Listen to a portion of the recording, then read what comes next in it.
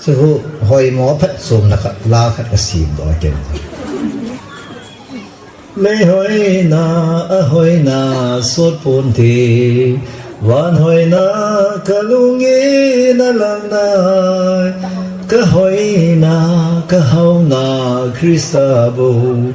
wan noi go til sangin kalen zoi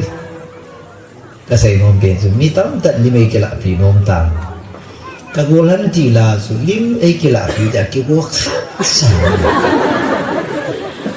cha he ka si na zo sia he second hand ngan ka kya kai su ko man ban lim ai kila pi lo kagulan na pa na he first hand ki ti ka ka second hand hin pu do ho hi ami ke le bo chal tu nga ka tha ho nom tu second hand ata ma ke che pai ka upat no nga le second hand mo mo ka man ki ta pia ngi no la nga arrival ta ba mai ki le tum cho ko la la su sim ki sim lo wai su nga ka hom ma sat pe na su nga hon he pai ti bang so ka bi pi sang tho valbe si hiwin paten long mi hol gil dom bang hitam no yung valbe sa hepa na kipat jin gulang kai sime ka tu tiya sa ti siapa na to ke yung dine ka kino tho ni ka ya ma ke tol bang ka kitol ni so ang ta ji ki ne lu ji pe chong he pu ki gal kai ma sa ji nei do lo i chal de pe he ka li mi ma ke ka kum sa nga ka li ni kino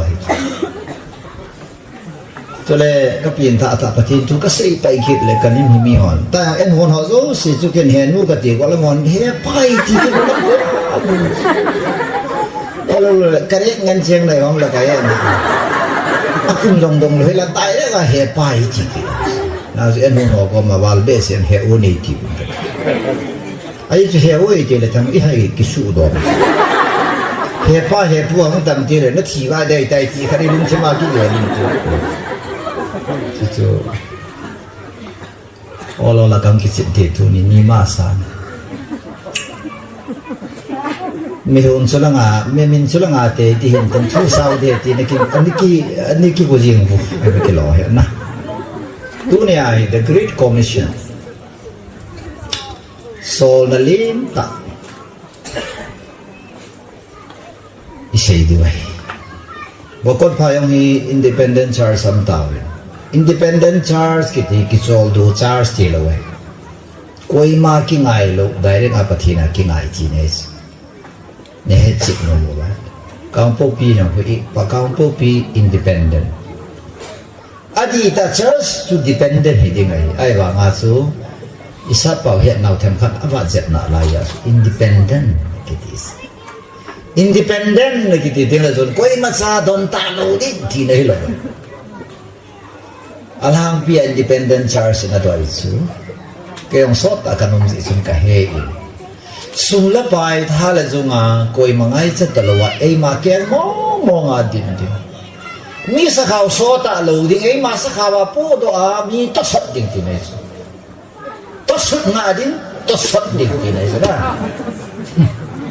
ei mi te to sut ike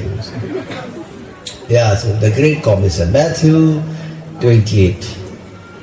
18 apa na 19 20 isa ibahin ana dia itu poin di tabang akan hobdo dehin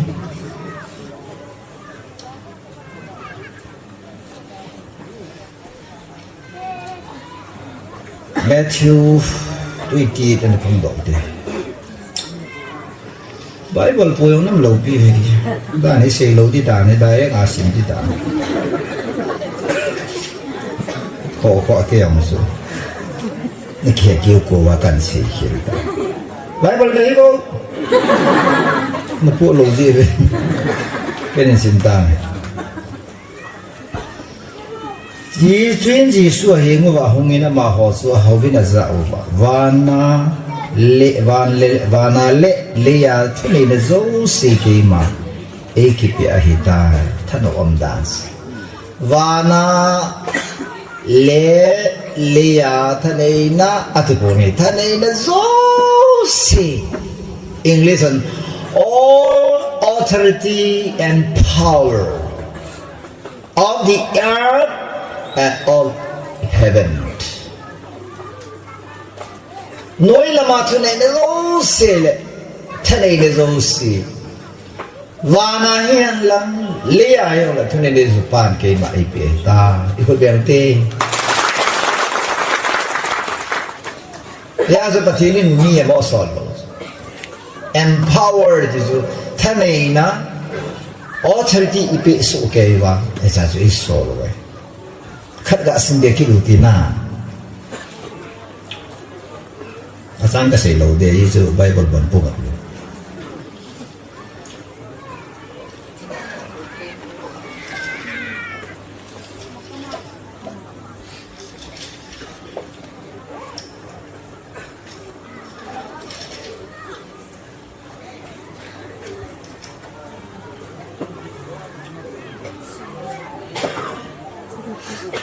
19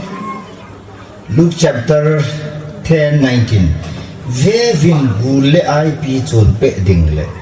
mel ma pa thil bol theina zo se chunga chi thu nei na ka pi nei ve ila la hona taw na ka lu hang ji chu ja bol thil bol theina zo se ya ko ne non thu nei na pi da no ka ti na nei ki thu lan ke ja bol thil bol theina zo sa ko me he na ka solo zin de dia bo lo long dong ko ti na ki chi ke na zo nei ki cha ko non tai mo tai wa ni su kha ji sai ko na ai mut pa na ka ki cha no ken wi sa yong le bong le la i pi le ni ai mut ka ki ji ka ki cha kha cha gu lang ko ai mut pa ka to ai le ki chi na ka ni ai ta pa ding al wang ko ngai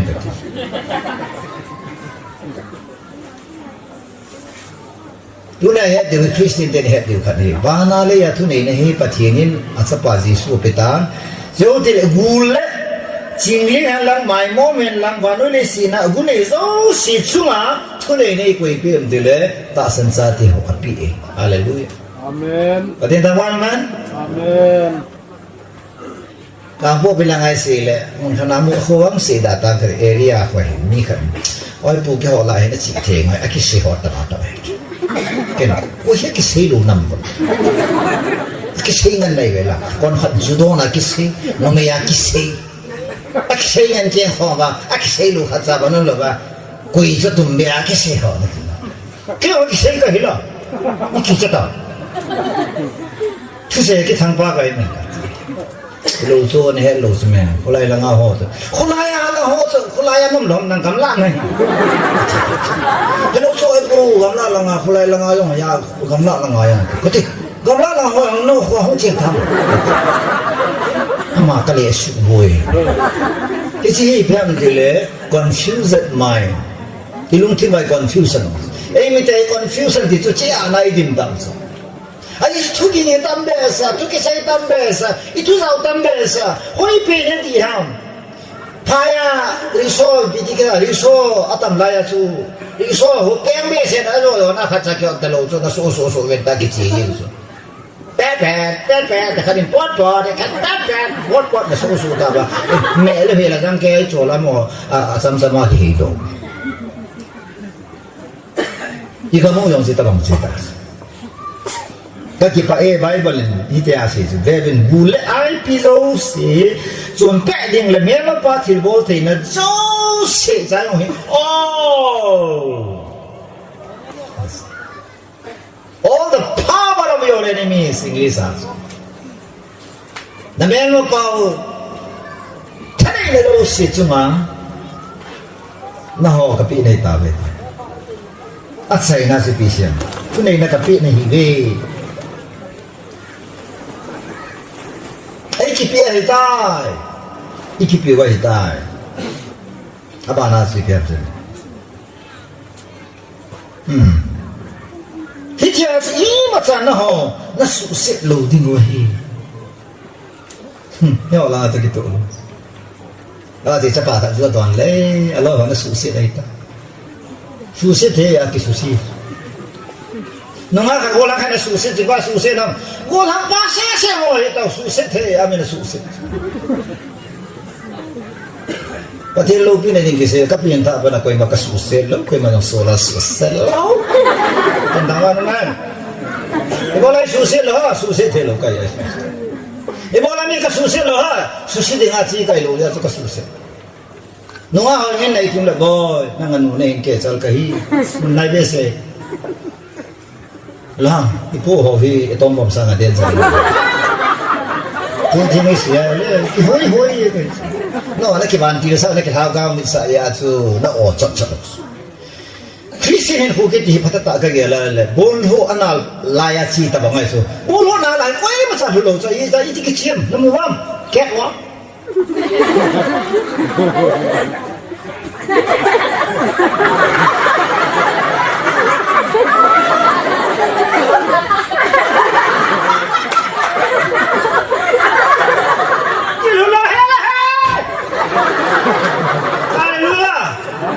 Ibu nak hidup dulu dah secinta tadi.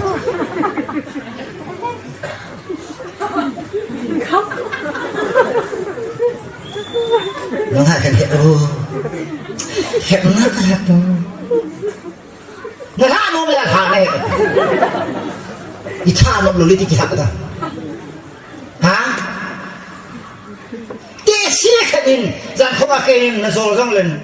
Em na lấy về ta tự nhiên để xí bị hôn là lung lụt lên à nó mà cái này đem đi làm thắng sẵn nằm cột được rồi hey à chỉ thôi nó mà chỉ thôi làm cái quả mà gì thì nằm như là sao cái phò tụ mình cái phò bò lâu sống cái phò như ngộ vậy cả trăm là thằng vậy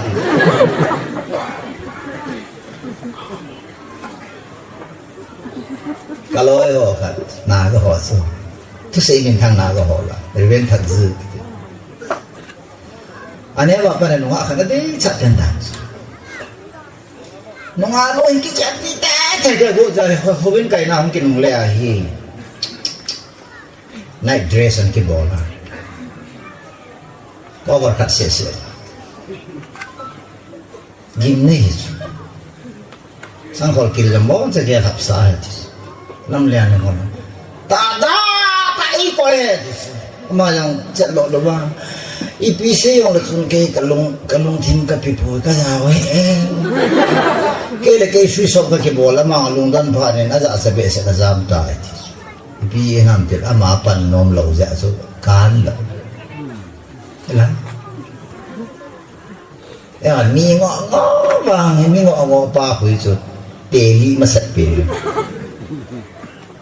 Ya semuanya boleh dipilih lah. Memang pas cilbol tina so sesuatu tu ni na. Pan asapa kau piam tile akisol hobi seperti tawa. Aki kodo hobi. Jadi tu ni sunpanai. Pasti ni Great Commission asol do masana so sejo hoi. Cilbol tina, tak cilbol tina. IPN lang, gul suhian lang, wihang suhian lang, sang suhian le, tunay na piye. Kapahi sa kaptimi, itin sini. Layon kiti himizaw sin, humpi ba akay kiti kita. Humpi ba akay mihimay kabe sa ay amit na akimay tupiya, haptakat anadatipoy. Akin kinjay nga ito.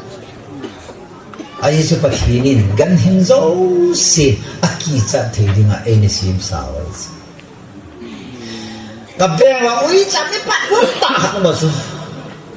Utong hutan kit gen officer pa wicat. Cip salam ya adalah ki hygiene itu. Mitam tak suka itu. Kya wa imai itu. Ni kan kalau ini utong kai ka hung do le kalau ini ya ki sisi wicam thei tai. Isu cahi solar teni nupa pene ding siki yang right and left hand kat. Ulal wi cani ho pau het lo. Hello le lam ho ngai lo. Ipe thiam tu ni kaki pet de kat. Ha baran lo ken lo. Ha kan nila ato asli nung itinili pati tang buan pati ni nakamasipis ayi chatua says tuna pati ni na si hoy na taas na ile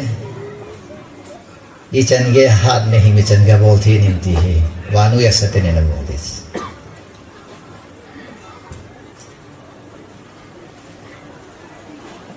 kampo bilang ako kawin na tum kita siu tum thế na ya na tum thế na ya na pe na la pe lo la pe ka tang na la bang du da lo kin kho la bang du da lo chile ho national highway wa le tu na ta khak ngai hi do pata kan gyal ta tu tu này point si me chu ko na kala hi point to point hi ka kan sei de commandment hi alin su ke ai wangin pakai su wala zo ko na si tu he se hi ipiam de missionary na tong dinga sol na thagang mong thai ho ko ma hu in tu sei dinga sol na ko ha ma ki sol hi hu in na chang le yai le a ki sol la zau nei hu in na ke yong hi ka zawe na ti kal si chu pat missionary na to na hi koi ma sa ki lem thelo de kong na chang ho chu so na ya ho din kong na chang lo ho chu so na za bai le gam le si su boi ki de ha ken pastor evangelist kon kharin bible na sim sai ji ben pathin na to na degree so in lang pathin na to pathin ko na chana pathin so na chana le pathin na chong ning vai ko ni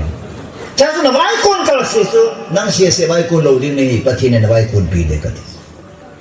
pathin na vai kon pi ale I ma cha ngap chat la lum lo pathin tha ba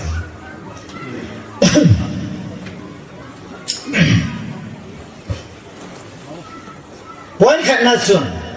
achi ko na ko de wan na ma zo ko na achi ko na thu se ja hi kon khan great commission atin tu ne bang ken great commandment ka ti ne great li ka po do de alien si point li ka po do de come the great commission I lo la great commandment lien mo mo ngai ji ipia ma se chu wana le ya tu ne ne o se no ka pi nai ta we atia noi la nga si pesian ita se he chi chu na ho chi vin nam ti na mi zo se yun ga si mun apa sa chu le la dau thieng mina ama ho su baptize ga bolun chu le ke ma na ho ka pi thu zo se abon sa ani ding vin ga hilon chu le veven wanu le si ki chai ni ke jin ke ma na ho ko pi jing na ve ati pati tawanu hallelujah amen Kevin ati pai great commandment Kevin tun go la ho he khosung khat thu pe ben athu pe dong ya sna chon le wa le aba na khoi pi hung pi hung ngom da lo zon na Nagalang el Hebron pa na kutru hong khula Hebron pa na hong thu khu si community so na zui lo wa le aba na hong pa kutru hong talo su excellent tu na yang hon song ho bu oi pathin chin ho bu le to ting a ko lo chi a chi ting a pathin ho bu ma phu chi win I mo chi di lo so pathin chi win la ti ji ya so great commandment la li ne Ibola chi great commandment na amtile pathin zalan ka sei tang pathin wanu le sina among tha dinga adei lo khama me ne wan jong mong ding le se jong mong ding thil jo se mong ding a hi among lo di khama me ne su ni him laga wi mang thei lo we hallelujah na ta sa vai na yong mong ding na yong mong ding na ina lo na sana na dang ka bo na nge ni na ne ane mong ding na dap thei na yong na khan na ne na ne kim tho di among ding ai wang ne pathin le achapa la lagaw yen a it pe among lo dinga ade chu na lagaw ka lagaw mi lagaw ai hallelujah Ezekiel 18:32 to Pesam koi ma cha thi sen ke ma ka ke pa boy ati ne patin thang wat ma ya so patin ibola chi great commandment ka ti ham ti le patin chi win lang hilaya ton so mei ti zon ding khat khu ton so thin lama ko nen hin le pui win it is sanga len zo wa no ya mi ka so lam boy ti ya su tu na great commandment ka ti tuy lang area solar chin hầu mu hoi ka solin ga hilin ga sukhangin solar abol di abol ta boy abol di khu bolo di ga boloi ta abol di ga sei pin ka hong so ya su pathile so za ka hong hi lin ta ga ge so non lin ta ge hi jo helun in fora in ko wahi tuy lang area ai ta yung kalung si to yung kalung si nela sa tu ye ti mai mai lo bisu ke ka kalung sit na tu 1993 incident zo wa panasu tu lang area atum be aga gel kho utong zam ai ti dang ka i chu kol lagao yong kai china lagao japan lagao yong american lagao yong lagao ki ti hin phung min na nei lo lagao sa lagao ye nge phung min na mo sa te lagao kol lagao nang lagao abong sake pathinang sunga aman ki bang se ei pathin thum la bayara thilman bang khatsa ki bang lo aman homamin aman tamamin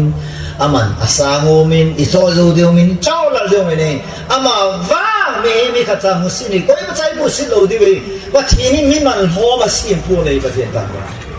amen kan hin si go ke hi pathina ni nga ni man tam pen ta he Kali noi pumi mantam nehe na wangdam sonin atini na ngaman lo mam gat ngaman tam na ke lo so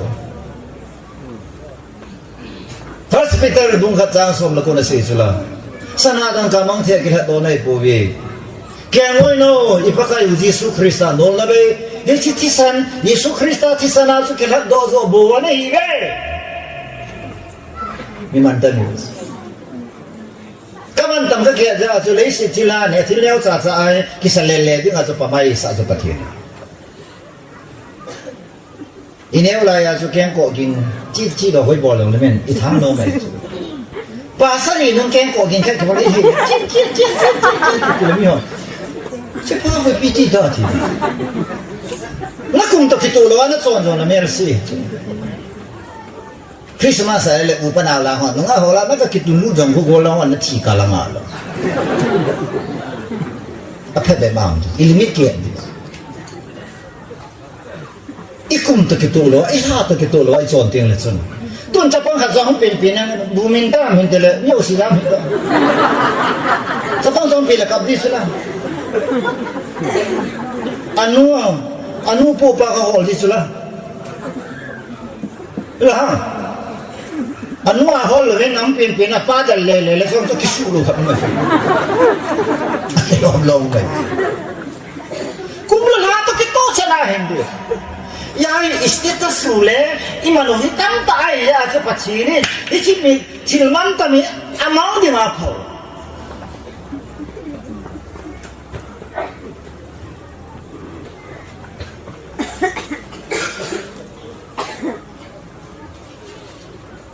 Kagari masatsu sadar yes mon khana kapu so kacho chai chai suru ma pana kapu do le ako ba sa kwang khain black bu na white bu na man azi pa ka hong do a tu ka zoi ha su chi cha pang ke hol da na bin ki sat tan le ka ka kama ka se lo ka lu chi ma a hol khol le an ho kwa cha do thang khat se se je bi se pa sa pa chu na bu mo thông đây là phần lại ấy mà phu mò nghe tôi thằng ba gà đi gì phu đi cha chân mặt đó ơi phu quỳ đang trong ngày phu nó sụp bị pa sa pa hết thì ấy bao kilo đấy aki sai tas kalungan đặt lại ta asupatin eh hobi so là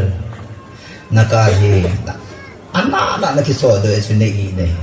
aman kamay apol ja analay na isikal sa ngay aji pol paso mantam so ay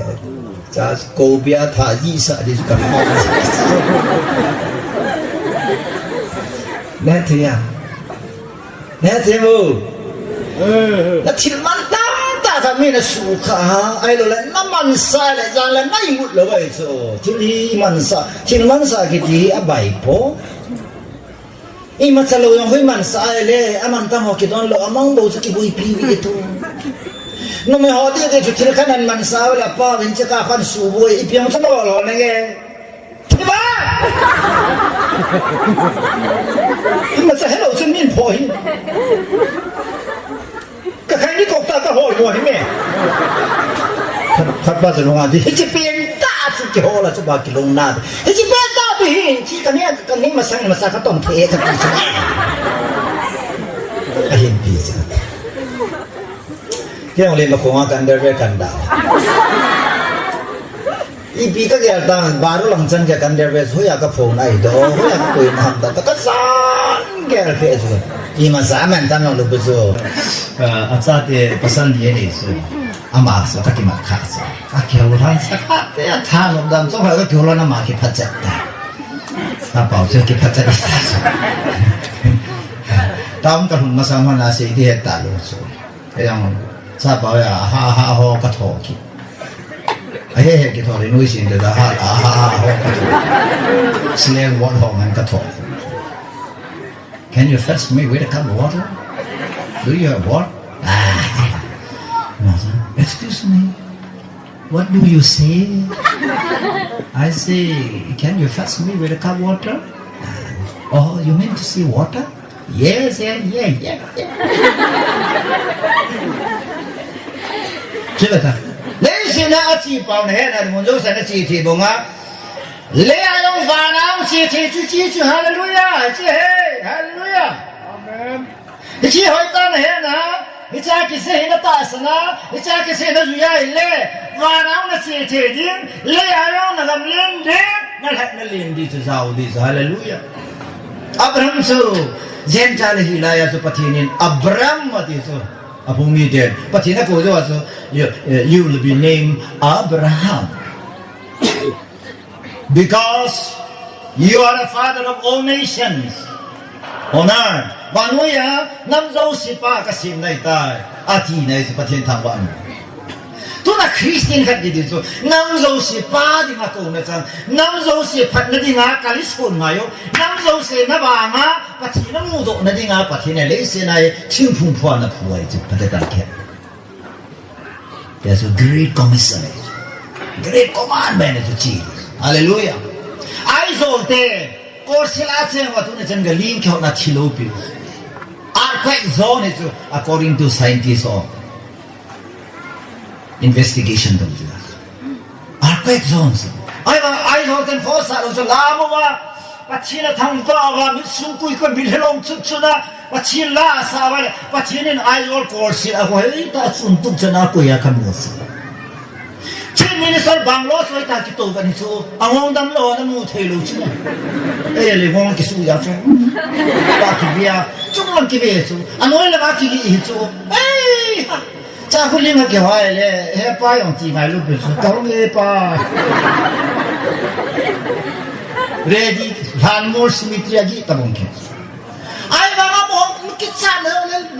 lu mong ta ma yong lam lien pa ma aman na si va da la ye sum bom ka na koi ba cha su mai so na mai men su sum bom ma cha koi chu ya ha ma ne pura ki ko hen a bo na hum lo ji a ma yong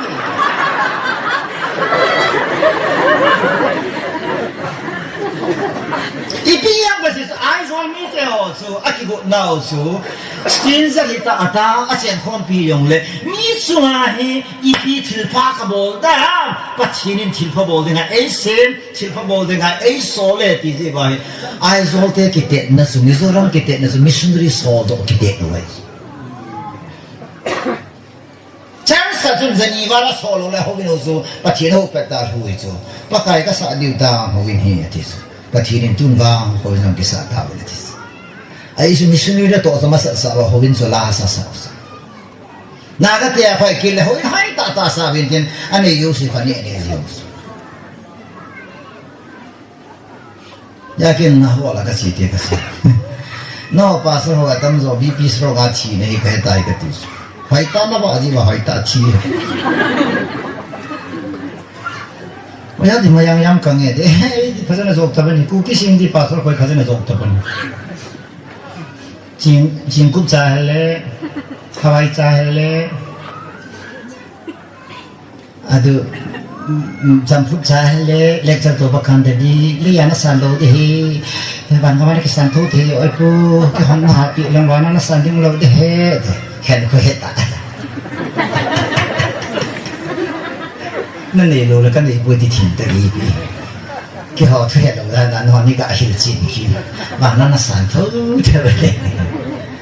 ว่านั่นสันยิ่งกว่าหัวไม่ตามกินเนี่ยนั่นอิมาใช้เฟซบุ๊กว่าซาจะมีทัดเดียวเลยจนก็เลยรู้สันนี่คนเนี้ยเขาจะว่าซานั่นสุกก่อนก็เลยเรียกก็สันทุวานาไพรส์กิสังดิงko pathin dia na hinding number 1 ani na pathin na ding hai ta a na ki pi a thagau mong thai tam ta na me wana na question ding su thagau mong thai izat ka ko manan puilu na question pai pi nais ren khai kamen ke hone lai ti ma thu se se wana chi ding da thil long ta han de di so evangelist so ding a pathin na to ho ding wani lum ting le itu se ya pin tha ho chun salam me bol ding oi pu nei am je ka he te be te lai ku se na tu se na zu pa kai yesu krista ho hin po ka ki sa nang thu hu se lo le so ya na ya hi ka mun dam nang za le ti mi se salam in bol sau sau de ti se a chai na chun salam bol pa chun pa kai su ko ma ge pa kai nang nei na hu hin na su ke ka na he lo be tu nai nang su ma kam hu lo de ta pa kai su sa salam ki bol la Samio si salama bodi tu Jesu hin ama ba first time mi thing ho ki mu tu ti le mi thing la chun mi thing zo si pun din ki pa na tu ka sia hu ina thu sia haga wa pin tha na nei sa ho su adi sa na van ga ma alan lu hu su na sa de me ne ke pa pe na sa de e chun nu pi ho ya ho tao na ma ngam tan ta kadam siya ni nin tao pi ko kiềm hơi lượng có học tán có thiệp lộ tao đi chú chuyện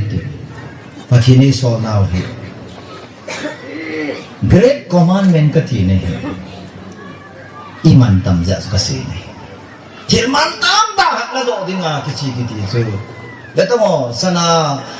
tuy càng lên à tuy có sông hall hồ tuy càng lên à diamond hall hồ cái gì vậy lệ còn khát tuy càng lên ngoài thì đang dùng vậy rồi thì vẫn tâm phát lạ đó là chúng mình là life rồi risk sắp na tiền ra rồi ai rồi alin rồi tôi xong ai luôn nên asi chính rồi khi bol đó rồi thì đâm cả lum game rồi đana cái tiền có on the way luôn thì aha sai bol thì lấy cái pan sang này abai cha sai cái chip gì vậy he ima sai mình thành rồi mình là số lo cái bol thì mình dùng hi cái thằng đi Israel là khôngแต่ถ้าใส่เปรี้ยวแล้วกันงั้นแป้งตาแป้งจังงั้นแป้งว่าใส่ที่แป้งแล้วหูเสียงแล้วก็สูแล้วกี่จะหล่อที่สิก็เที่ยวแล้วไว้ปูเกยกันปูนะดีนะกูไล่สุดเชื่อจะนักกิจจัดแบบสายว่าเดวิดนี่กิจนั่นเลยพอนะเดวิดกิจล้มตันแล้วอีเนี่ยว่าเฮ้ยตางามสินายทำป่าหุ่ยเล็กนุ่งกิสังจะกิจจัดเลยaku yang lah baik mana sih, ni kan bangam kita je, kita mau kita, ngam si naik tanpa hu, tema kita ngap sel, ni dia, ale jadi semua minta naik sah, Israel sama minta naik tu, amal nak kisah penpau, alolan tanpa ada jadi semua, oh sih dah boleh macam-macam, yang cerita yang sah.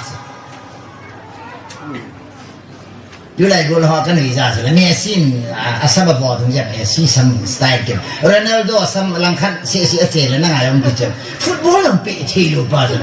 Ronaldo sam fashion style ada. Dia tu si bakal payah lang ay Ronaldo kat saping loh sebenarnya. มีองค์จะมีโม่ละมันน่าจะมีสติเลยเมริกอมีโม่จ้านะเมริกอมสุกิโม่สันนิโลเมริกอมจังเนี่ยว่าปัญหามินอันเสียสิอันเดมอีที่โนเมน่ายานักฟุตนักแข่งขันมาตามินเดมเสียงไงบ้างมันทุกขนาดนั้นเลยสุดดีกว่าที่เรา World Champion ไปเดียวอาจารย์ตาบุลตา Member of Parliament House kita ani na SPM kita government in Mary Com road atiwa big institution ng government in hon pi anam sunga atu songe pathina he na la ne zo lo di khola advertisement advertise bol mai ma yang ko ja nam no mi le si sunga iti se da ke ha bola hong min tham do sa min tham ba la le ai ta ba kha ye ga bol ko rol kha cái color nhỉ cái color chứ à bỏ liều xe sẽ xuống không ấy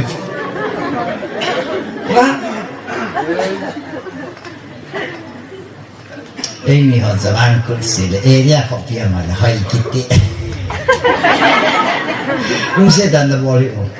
nó pulo cái đồ bên cái thuốc này Sabang ko na hoy kite ho ka bala kan hang te hoy kite na sa hoy ho pam di pan che nai ta din ji jong hello akem ko so nga hu hu hu kip na ke ma da sao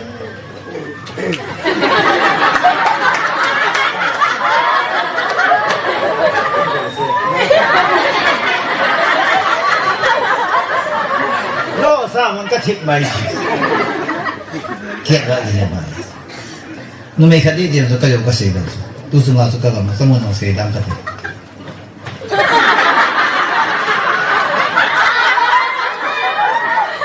็บัวทั้งยายก็เรียนก็โต๊ะขายตากันน้ำน่ะอยู่เอกทีเฮ้ยสุเมียฮัตตันจินน่ะนี่ชอบสุมีเนี่ยดิวสุยูทูบบ้างน่าก็สับPachini pino kharkhani bol na tilo hi bol da daw te ka jike nanom nawa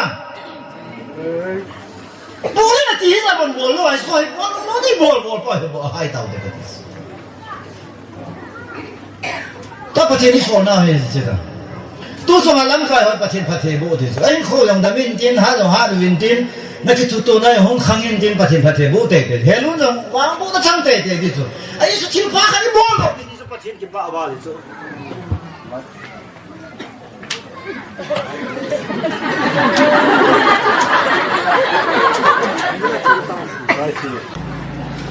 Thui se pana khat ve live isu boy ham khan distraction pa he abana se hi ha ji he no tu se ngai nei lo je la san he lo ji vai ke ya ding break am ba wa gari ya he ya break ki hota ba ngai ai engine ni tem kan hung sa de ta na break ông tan dòng về cái hạt đầu tiên qua chúng ta nghe sự vi point cái gì great commandment itipaso pathian tu nia na ka mong thai khat pathian thu ka se pi kiti hi chi na tong ding a ki sol kiti hi commandment la ali mo e ti se hin din aba na hen iba na de nam tina mi zo si nam tina mi zo si ati pa he bai lo bai mi zo si ati pa he khong khat se nam khat se gam kai se India se ai lo le America se Europe se Asia se ti nei lo le se na me aum ta po hi tu nia he pathin thu aza di hi pathin atu bai ado ye ya he ni na great task na to niya ay poy na to linis na to linis tu yung teka na may nila doon ngayon missionary soul divin na to kadip panjivin alam may hawang pingtawin pati na hultawin hawin na ngay sa tawin alam mo leadership development na ngayon discipleship training na ngayon ito hubong katsesen invalid ting yo kon kanin on the way pati na to haya sabay tamakit tamay kuna hubong yo si missionary na tong yo si tuhay iboy na Ala Bible ni benarnya great task na to helet zai pathianin ibola mi jo si together tisu ikipun khom dingu ipan khom dingu partnership di ikitho khom di pathin bola de ametile Proverbs chapter 6 verse 6 aku go and learn from the ants atine chimite hen tang te nale ne ta du silo wai abon sawa tang te ra khai wa anoi la ngapong loi asung la ngapong loi apong pa ki khai lo e nyo de kina atho de sung la kai si sui kai hak masa they support one another together in the task. Na to na sa kithoy. To yung area kiloy kom nahi bailam thana tu na yung satang sana ne diwe tu ki zara ba le no mai patian ngai bin. Both sa yung ready. Yin ka chu bun ne na ne lo diwe di ta. Ka ba nai tu bi. Iso sa mo nai sa wang. Amuna lam kau leh wa sumla paen la kon wa emle ho anti mu wa among panan la wa ang kitu pa na wa tu na he satui tai ni kho mai ikhen thei nau si ipan khom zi ya sa pathin na to kiti mo he one man mission ilaway mission of everyone mi so si pan khom na koi ko ma pang din atasan sa te so si irrespective of denomination na panla akong kiti Indian Evangelical Mission hen to aka kay na to aka na to na isi mission hen tuk na do ito reaching the unreached people of India and abroad India kam sumle India pamla ngami zo se pathin tu se pi ngai he isai pi lawa la pathin ko khatin e oi mo de ti chu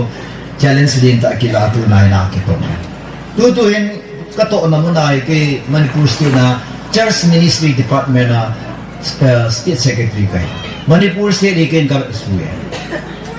State na Secretary ka mo ichon ka duty ka mo lui pram de pathin ngan sinaw he baruli se pumpi pathin tu azadin azaho pathin gospel azatin le atasan ho pathin ang su pathin ma chanwa jotin le wana enroll ti ju hindle fa bo amine ki ziglu di su pathin phasa je achu tuna nang na si lo wai le pathin tu mena za lo de azalo wale te ta san diom atasan lo ti su cha dam ti pasu dunia church ho lo si mo po nai ya na to hin lo we Duni igam sumwa na to samu hoy ki pa ai hoy ta bong laloi ki thatna ki pa thu ki se IS khatong pa tu sanga ho kim sanu khat UPSC exam through and bolin awang phadan ne dia do zo samin ki pa thu se wi sabo na to mai ipije nam tela na to li na mu ji ai wano is an IS officer engineer ai lo le MP ai lo le minister ki tu li nante ai bangin pachini na to lin ati pai great tha si pam dile bano ya hobung sim hi hobung tundo ki di sa nga lin zo pachini na to lin tia kai ka pi dam po ya su tu na to ne vilo lam ta ho ne di tu ne ha mi za area gam kai ka mi na ko kho mi na to ne hi nai sai lo chu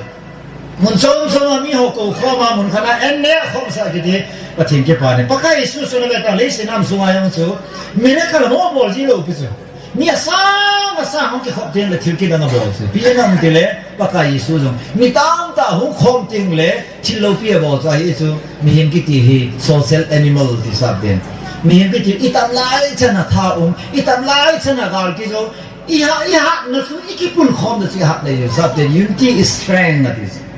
strength Mim kiti kasang sesa kadin ke kasang sesa kadin ke to ai men policy kine mangi church na sumen po doin aba si su ai men boy binabing kiti sum sesa ni peven tao na to sum na pande ilang na church ang ki pudo ating le sum la pailu zau si ai ma din legal liya ti so Indian constitution to kitulo wa anti conversion law ang maile IMN department with legal issue India government ki thamding team ki ne it's also legal issue to deal about issue se bangte ho bu he acha hong do mission fila na to thelo je a chu ke ho ek sol kai wa no he asona na pan de issue chu tu nia pathin en ju na me thiwa se great dance na to li ne ane me la ba chu mi kha se na to de na to li na ya so to khom ngai ye ti ne together in mission. Yajun kahungala le tu ne ai. Missionary na to he lasa kasi mo. Amen. Tulong area kanto na din hi nasunna pa i dito. Teka kana wala ho kem boleh tidak nuti na sa kausota. You can have all I believe it. You can't tell how it's simple. Well, who get the future umlo. You today is our future tomorrow. Today can't tell how it's future ways. Oh, kilui gamta, kitia gamta. Kaya di nga kasapa. Pawin lun, pawtin so kaya di nga ka future. Tapay chikin ito, saka ito. Hai siya pa sama din sa boundary sa pai ta saban as di ma po yung nulo sa damso. Ay ba kapathal sa nga dan pai ko apa na inka ama infar kasu infar apa na to na international long kasi ngampun India gam cosmopolitan city zo si kapai tai ke pa na to paza kapathal sa nga dan. This is really way. Napang napiensa na gamana kisay ba mga gol ho di loy tu na yun ho me bola no mang kon ka Bangalore kon ka Delhi kon ka Guwahati anay pina kon ka Shillong kon ka Mumbai Pune Hyderabad tam Bangalore hi KWS ho kem ka bol kid de September le tang tai le ta se ni de Bangalore city ya Hyderabad ai ni tam ta ning ko ma ka chi nen ikan tak ada ho ni dah makin tiada dah. Isi patien bu boleh tiga. Isi tu pernah lagi. Kau saat ho pajika ho, bilis boya undan ho.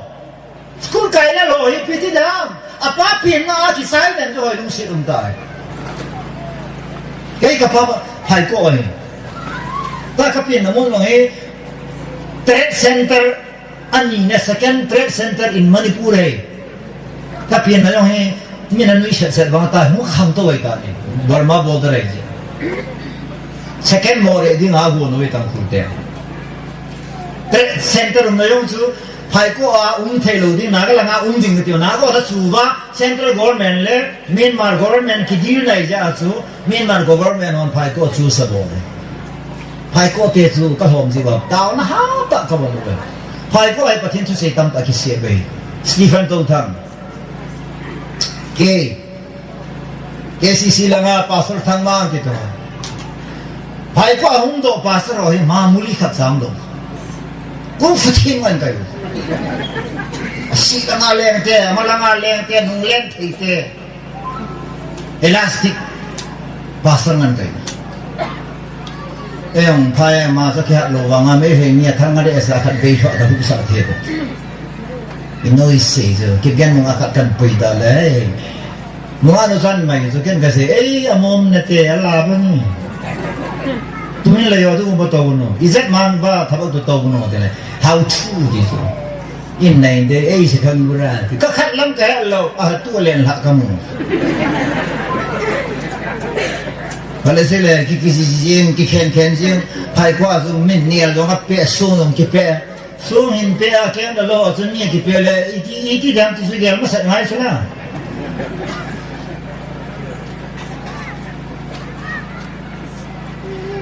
Kat panjang talat apa le, hai tu tu tu kita am kat itu. Pai kuat amin mau pen kai nak alas, ni kat luar. Biji kho tu na patien pathe ko sam. Ipia patien kong na respond ka bol ba, patien za na kho kan da na ba, kol gam ka zut ba, India ka ma patien tu sei na khawa, patien tu na he pathe bo ji kho hai. Trade center ni na su second more jo ka kho ba to hai. Gam chala ke hong dis. Tule phai ko tu more highway khata hai, government sanction bo. Bite future ng ahoy puitit. Ahoy sama ba? Kantong na hong te le bihim iki ko lowai le kantong na hin gulin niya bal nga ibal hong kit. Ate tan gele. Halaw le ta sa kasi tata na si pizya kasi ham. Yo ya to di po ge chi di. Ibol di na to ne bi na to lim ta. Pakai Yesus Kristus cross ang jihi patinin vanuli sila. Natola alim pinasampi na ko to die for oneself. Ni kanadi ngati to save the sinner. Ito si hudo kiti patinin natolim pinane to na yung Nepali huing na din hudo na din dahil hudo na din kan nago kasalen si tu. Tunin may taylam nagalam kukilam thado se gospel may ho say piler hen abon sa Christian ay timle gamse ki boita lo de ekhoi ki lam ki hunglen do de our land, your land, my land, iti wagalu mahi. Our land, iti timle there is no fight, there should be harmony. We will live peacefully. There will be peace on our land. Idam suwa sa samdam de tinago lang kasi kay imla. Tino mi okay sa nang isa po sa die o punang sa. Mi usin na slogan hi except all that. Lambuya kasi ya. Ene senong dim sa da pasa usala. O possible o piso. Asi kumbasikan nanganga do bono sa. Nang kumbasitan ko marag dasukan nanganga do ba kukisa da sumanga do ba neti. Your land, my people te hoy ma adi ka tis. Patine bata. Your people ti do su kuki hoy my people.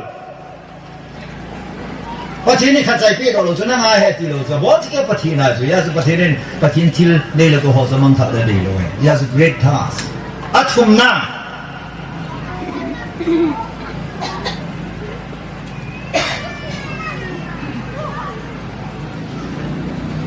Bilang sesayuin kasimin apa natin sesayuin kasimin at great responsibility mo po na may lo sen mo po nila ali Christian may kasi sa dinga patinin is following sesayuin kasimin at katupiro siya azuin na dingin hiramin ya tu na ikam sumay bola mi mga hasamam tele seminar umlo jo workshop umlo training umlo discipleship training church labor amlo tan bana sa ba le che ra te ka kana Christian leadership training bolta expertise ko ta bola min thamo sumai leuli ke leute ta iberte na ga te phala na se bya nam thu se di wa le te ka unification German teko so German unification anong saya so German consultant ho ko do so in terms of lab leva dimapul heron ako wa cancelable itida na nanam nang kipun khomo ham na yo I mean ako tula ga hat na di amin China ho ko the great wall of China a history consultant ki ko amin anam mi de indicate about hồi lại đó cái họ mà mấy kilo đó là có progress chỉ đi không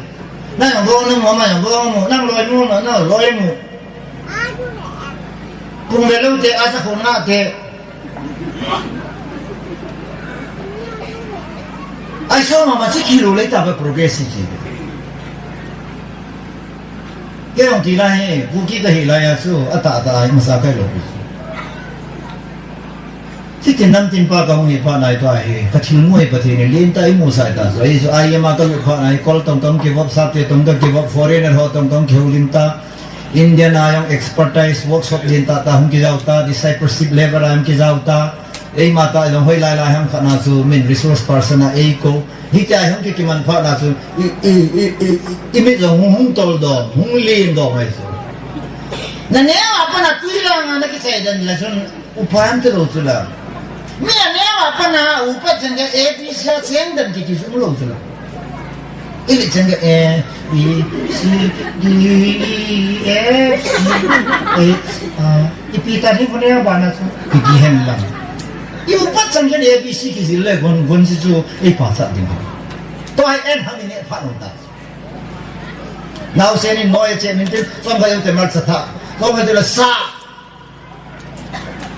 ne ai ba sa alalam ne thi sulang pi hen dong itu ba sa ong Christian tang tu na he sei ya sei yui dingo sei yui iskim ki tu patin hang ba yes is a great responsibility Peter ko maso Yesus ni siyo sung pisungai ko hung katun ding nang man le ana kha so wana le ya ki kha di wana na kha yung wana ki kha de ti ije tu bian de power lo responsibility to great responsibility ipiti nam de gospel na se mi wan ga ma lu de na se lo wa mi wan ga ma aja so a hon le a kha do na ko na me sa bi so gospel is ki pa na to pa so ka se lo wa le mi kha so da mo de ka se pi lo wa ya ga na ba du wa sa pong ha tu ki chi ma ba du chu tui le ne ya aman tui le chi chan ga de zhe he lo sa pong ha ki chi ne ti ha ga de ge ga le phong ai su le ti ne ho de chung wa na za hu ka de mi lu ho de da to hai ta bi ai ne to lam pia i chi tin ho de ne le la ka a to be la kan nu he chi lo zui so to phe na be sa tui le lam no he lo chi na ti Bina kali na tu electricity power also. Nula paten break ni bol sila to hala boy ni hati ya tu isi tu ni seipi. Aci dah jinga ko na puri dok na jinga seipi has me.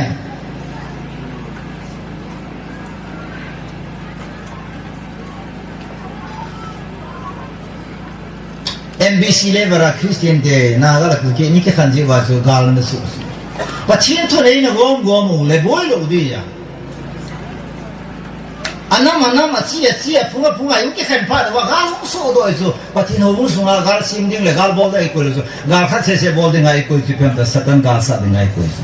satan gal ti sadam aman sa ding the living word the serpent word of God pati thu him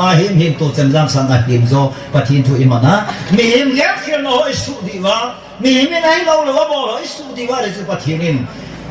imo pu na responsibility lim ta ipi we pati thang Ayun tunin, adi dahil local church, independent church, missionary na ba adi we, missionary na solve di we, pati na to na close di we, pakai huwa adi ta, pakai semua ngadi we, pakai nga ba nga kakati basi tilang nung di gata ngadi po na,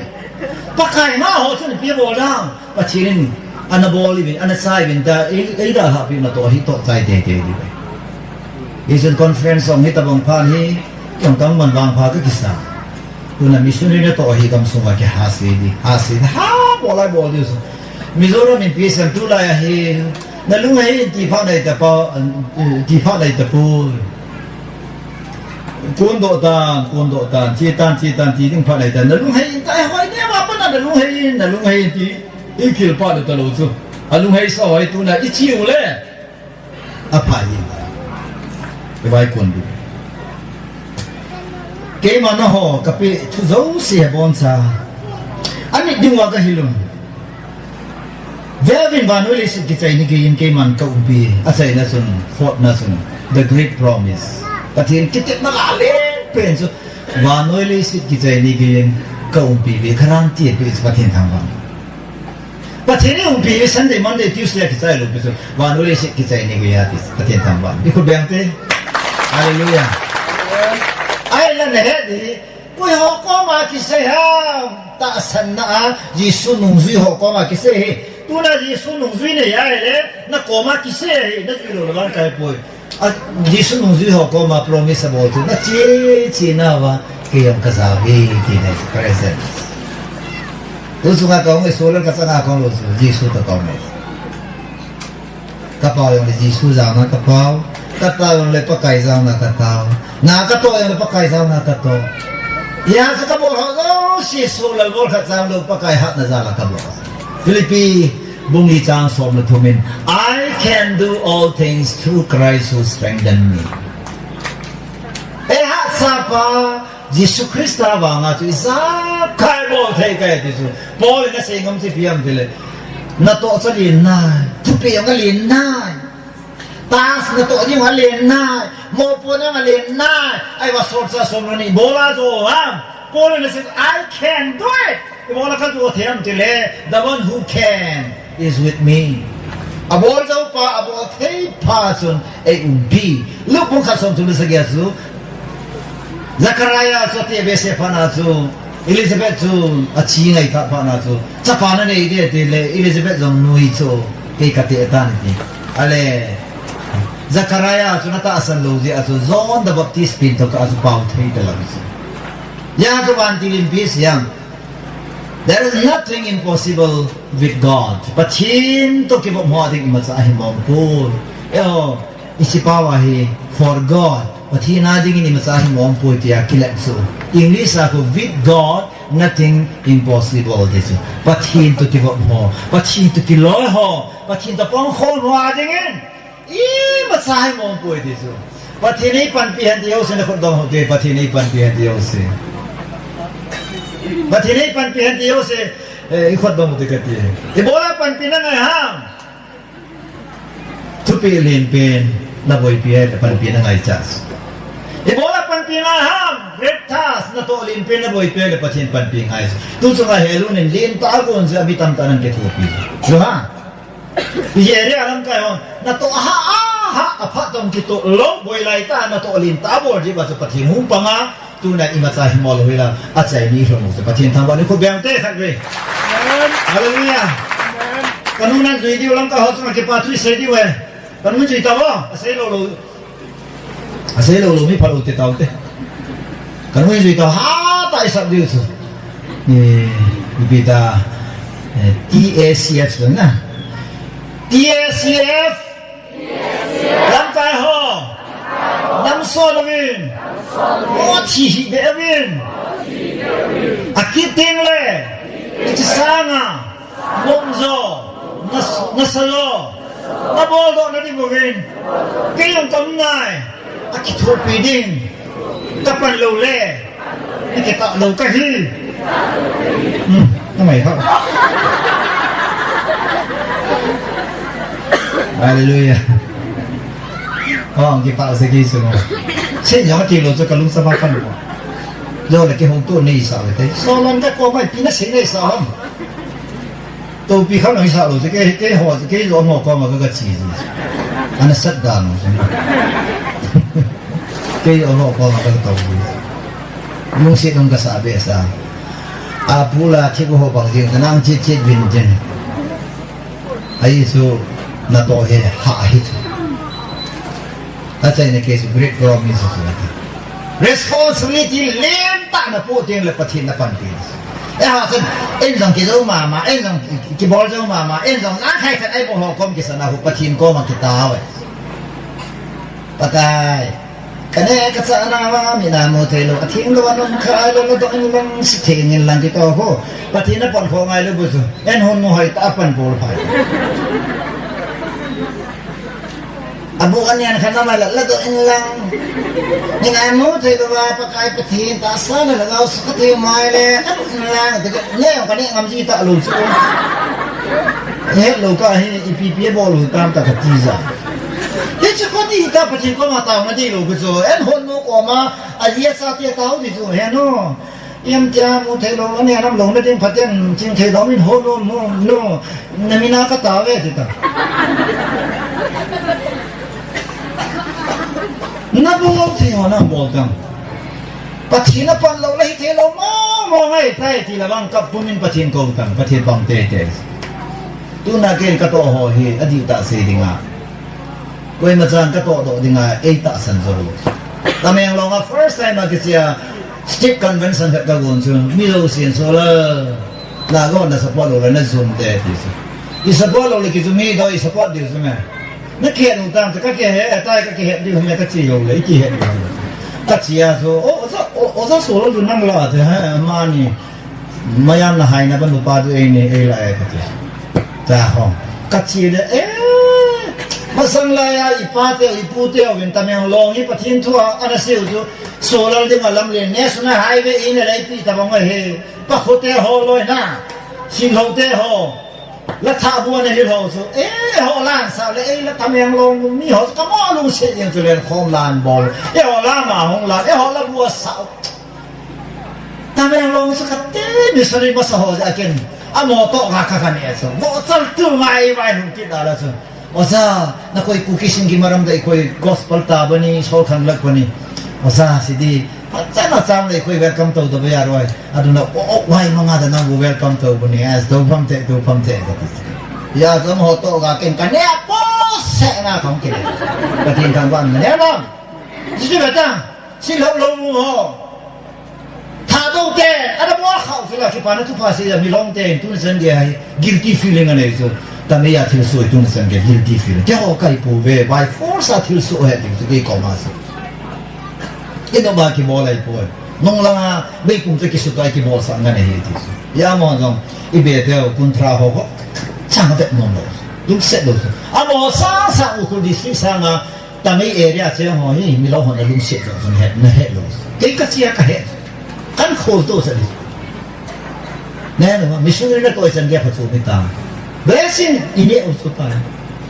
ai là kami yang longa tu, kami sangkan ko na miso simbol do pun titirikin mas, baik ang cina patinin, cina pia kabolo, iti kabolo, steering committee ka forma, terus pasal lu seka ko forma, koi lamgi jauhan nangai, lam damasigi, isogi bolak nangai, lambi amakhange. Nana to dia kita kau macam ngomong di sana bolat nangai cau bolat nangai ma simla kata kasih tu sana cahaya mana sumko na podo dem sumpo do di ho kan se dia tak kasih lo lai dia IEM kita Indian Evangelical Mission itu hici I to E to M hi kau tak kesa explanation ka boleh sumpi di hundok je Indian hai besi India dalam ibu makai Indian kau aduh dia nak kau Indian lah oi benar wasa oi benar aduh dia nak kau yau re ani semua evangelical sentok kalau benar hai besi Yesus na hai Yesus thaze Yesus na hai thaze benar nama na hai betul tobat tare hai pun kau tak kalau aduh so keju pasal Yesus mission itu Hebrew power mito English mission mito mission kita juga sending salty nahi pacinin ke yang isu lahi kepada tu pasal dingati hi Rome itu na pemawal na khudbang ada musuh isu sun semua tu deh kati loh bahap tare kau ni loh itu ni sikit cale loh lah mungkin cepat kacau Rome hola mission convention linta kamu linta kamu lah pacinin cile yang linta dia collector dong yang mana pemtia program print ka boleh jauh sih kamu kilai, oi pun nasumsumang jauh sih, nabahara, nagari hal, anani gitu, mereka kilai na jauh sih, abang sah homo ka kehubin, oi pun sulat sedikit saya itu loh dia, itu amah sumai boy, mission suma manahin, itu, yang mission ini kamu dapat ini head sata, wali bola sama yang tu, bari ni puasa di wanta, kasumsumang jauh sih leki dua hei, itu betul. Natole nale, ay mga kibodo. National Convention, kume tungsoya kabol ki. Isa sole, gamsuma gampama foreigner rolo. Akoi kiko international. Isa yung su kachike na steering committee kasima na koi laibo yam pamani. Ichi history ahi wall history jaude ita wall of mission moray naminu tungsoy kiti banuli sina. Nam số xí lệ chỉ tin nam tin hết những cái gì ra nó họ cà phê này về nhiều xí trắng lô mày này mà nghe cái tao mày này lên nó họ hi bị những cái bát thiên hết sai hin nó họ hi mình thắng tiền những cái bát thiên này lên đó ta cái xí tu thế là ở ra bát ta này năng là anh ấy quay lối để tàu cái này gì cái thằng này sẽ cái sai đấy cái gì cái này đấy tàu nó hay tai bỏ tu na national convention ke bola lo le nei oi pusolar ji heta kaloi ai amalam kai lin ho sang sang ke tu na su hai tai do ti su ya upai lo itu no ma ke to he mi do pi to na ke to he ai tai tu su na ne au kha ka ki kum lo ta se no pe da ji pam tele patinin mo puna din ta si puting le patinin hoi ta isu ma mo pu isu disali khai le ne pakai lo kunin na lo pakai hong kunin ayis patin koi masabat lo he ati tangwan tunin asai na kabay haks ho lo iha kun be se ta tunin pakai lo kun tau na ta sata na chi thi lo na sumbe kun se mizoram nupi kanen bi a re ti so mi vai sa bi a ba re bi so hong pa ve ti so ai zo na ga na khanga nei ja so bi so pa wa he ti so patina o bi ti nai so bi hong pa ve no mi sini na chi je mi zo te ke ho ni so ta wa ti ti bi so ki ting e ti so ama ki ting ja ki ting bo so bisa ke tinggal ni solta na ho se na chiu ke ho pathian chil siam kai jeme ka pakai pa dinga ka kal sumo ni solta ngatin amil hilongin lalpa ka bol khileita ke in khuna se bi ka ada jing kan the kan tunin bi hi misundri ka so kha lo to lalpa tin chisun adilom mizaram khatsu misundri option bola tunin pakai dinga ichi bi jong pakai misundri na vai ko no ne tile biso suwa le mi tam tan suma so chi sum so orin dam mondan dang apa thina to na chi yanga na chong hang khwa so baile maile bar tam sela maile bar ho yang sum pa wen lang pude ke ho mi suni ni sol ti le ma yang sol di chula bar yang sol di chula en kam yang sol di chula aban mang ke se dan kani jaw lo pi tu jang to sol na thiên sana khiêu tiền thiên sana bắt thiên nó phải to một tiền bắt thiên để ball left tôi nên bắt thiên đi đâu có xiêm đi đi đâu có xiêm đi in xuống có xiêm đi miếng xiêm to thì miếng thì xiêm to rồi là bắt thiên nó bắn giờ thì tôi này vài lần là tao bung à isi cầm cây mì hồ in khâu là tao lo mà isi commission thu cái gì bắt thiên đi bon sa ba đi bắt thiên bu hành lắm nó tao naวันนี้แกบอกสิมันลำพัดรู้เสียงแล้วก็เลยนี่แกตัวยังตามมันแกวเตะเกินซองอากาศละเลยนี่สิคิดที่เกี่ยวข้านเตะบอลลูกก็บอกเสียเสียเด็กก็อากาศละแหละน่ะตามนั้นแกวตัวเตะที่สู้กันเสียงเตะที่ลางอาลัมกาหัวยังก็คิดป้าพี่เหจริงเองที่ใจน่าไว้ตาที่สุดก็เลยถ้าดูลางอานู้นเตะหัวยังไอ้คนนู้นยังตุยจินไอ้ตอนนี้สนุกเป็นpakai zalin may phu yung apat zatan at abe tinan isi masanga may phu kitong sanom daw tile blanket zong agi dan su ay dal pali kita tilo pa mahul lumay yeson kalun na lang anomin kato na nomin kanya kaksa atujin helon ko mga ay tila badong pamahin ngawang surya na ni koy de katetaban akipanapan na tujin kasan ngay ni asam kakipain no ngay dong la no nom lo ya hung do dam na no nei ba pi ba mai lu na zala nei pi wa ji sun ka ki pa awale pathinin na sil pa bol na song wa pathin na bo han lang cho le tu sunga gam kai mi tam te